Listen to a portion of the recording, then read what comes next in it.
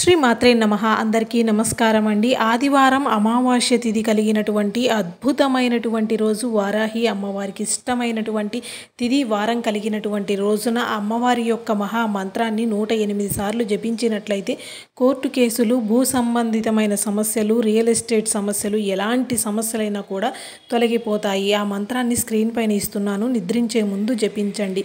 ఓం ఐం క్లీం శ్రీం జగజ్జన్యై నమః.